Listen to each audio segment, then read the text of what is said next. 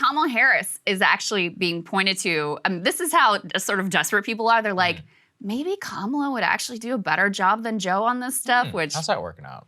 Yeah, so she got pressed on something really specific here, which is, when Democrats had supermajorities in the past, specifically under Obama, why didn't you codify Roe? You could have done it then. Obama said it was a top priority at the time, and it didn't happen. So she gets asked, not even really pressed, just literally asked the question about whether that was a failure of Democrats in the past. Let's take a listen to how she handles that. You don't have to abandon your faith, whatever that might be, to agree the government should not be making that decision for a woman. And so that's why I say, let women make those most intimate decisions. Let people make the most intimate decisions that are about what I call heart and home, which includes contraception, which includes same-sex marriage. Let them make that and be free to make those decisions without government interference. When you look back, did Democrats fail, past Democratic presidents, congressional leaders, to not codify Roe v. Wade over the past 5 decades? I think that, to be very honest with you, I do believe that we should have rightly believed, but we certainly believed that certain issues are just settled. Certain issues are just settled. Clearly we're not. No, that's right. And that's why I do believe that we are living, sadly, in real unsettled times. I do believe that we rightly believe what we believe. What does that even mean? Okay. And this is, any candidate and team worth their salt would know this question is coming. Yeah. This is not coming out of nowhere. This is something that has been discussed now since the leak initially came out.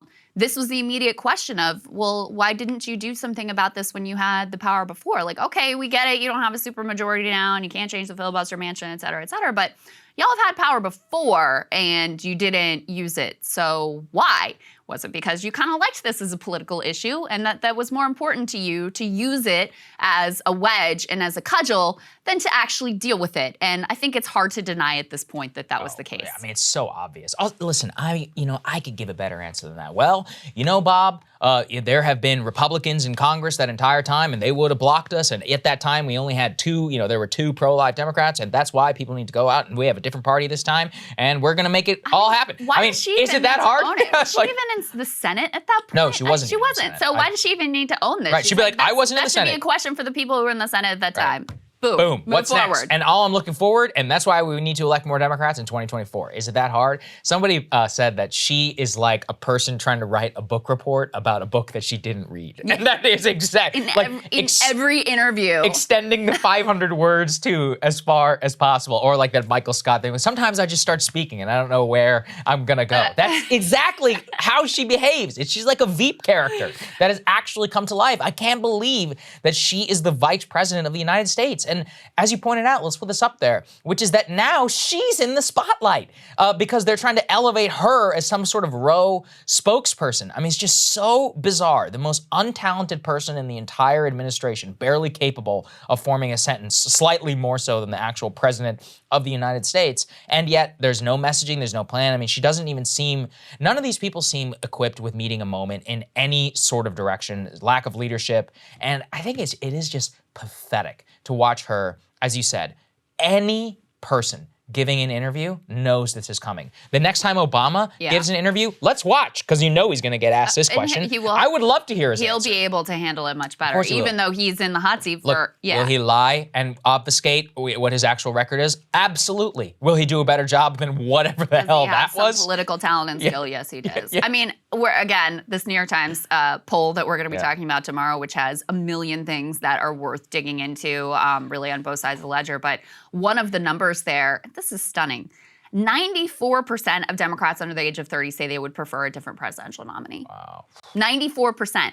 Because they're looking at this, and whether abortion is their number one issue or not, for a lot of young women in particular, it is an important issue.